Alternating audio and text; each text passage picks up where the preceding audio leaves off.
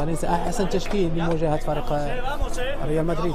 نعم الريال التشكيله المفضله رغم انه غير 7 لاعبين عن مباراه ويسكا. يعني اليوم ايضا في ربع النهائي في اطار الدوري الاوروبي امام فريق نادي فيا. حينما فاز باللقب لقب الدوري في مباراه كلاسيكو جاءت بعدها مباراه تحول لملاقاه الزميل علي محمد علي الذي سيتولى 19.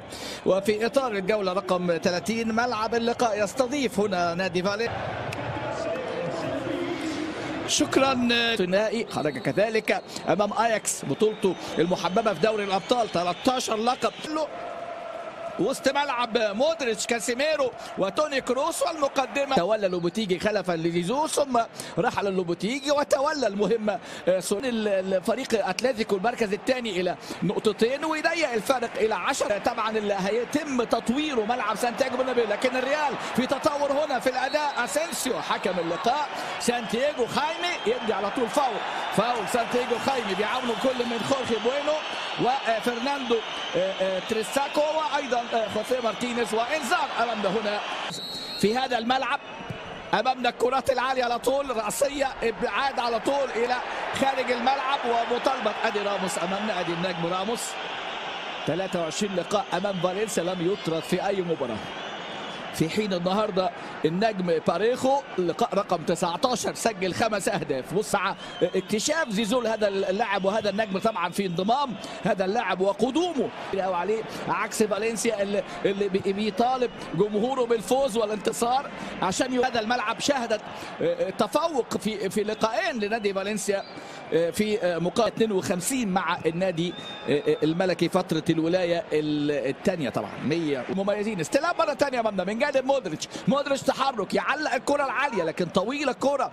مايوركا واحد من الخيارات اللي اعتمد عليها. نافاس امامنا هنا الحارس الاساسي. ايدن هازارد المطالب الجماهيريه. جيدش قطع كره خطيره الكره الماضيه من اودريازولا لكن تصل فيسنتي انجولو ميستا قايمه كبيره من النجوم والكره العرضيه الخطيره لكن هنا المواجهه ولكن كره وايانا طبعا وايمار قايمه كبيره لن ننسى احد وكلاوديو لوبيز. هذا هو فالنسيا نهائي دوري الابطال كانش محظوظ طبعا امام ريال في 2000 وامام بايل. ادي انطلاقه من جاميرو الخطير الى رودريجو مورينو ممكن هدف ولكن هنا بقى الكعب. استعاده الثقه استعاده يعني الرغبه في اللعب والمشاركه بعد ما لوح كده زولا اللي عمل كره عرضيه لكن الدقه فين يطلع باص خد الانذار الوحيد. تسديده حلوه اول محاوله هنا من الالماني توني كروس في اللقطه الماضيه سجل في مرمى فيكتوريا بيلزن واول كوره بعد مرور 22 دقيقه. توني كروس امامنا لكن امور صعبه لكن كره اسبانيا الممثله طبعا في قوه الريال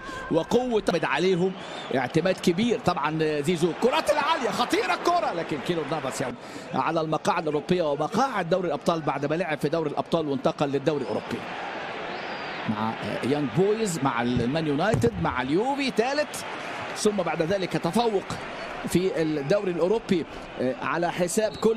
تلقى هنا من جانب دانيال فاس الكرات الاماميه. سلام على راموس تغطيه روعه لكن اسم فالنسيا واسم ريال مدريد كعنوان لهذه المباراه.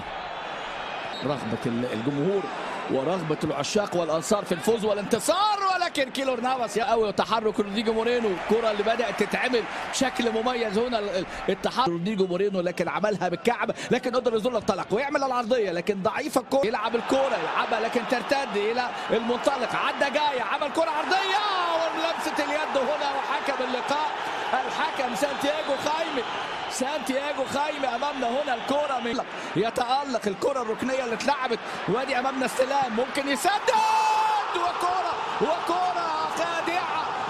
خادعه من جيدش. يا ولد الكره الصعبه في الضيقه البرتغالي عملها جيدش وسجل في اول المحاولات على المرمى.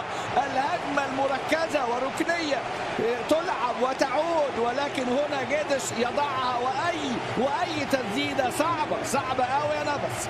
هدف التقدم في الدقيقه 35 عن طريق جيدش امامنا هنا من خلال مهاره في التسديد. بص اتعملت حلوه قوي.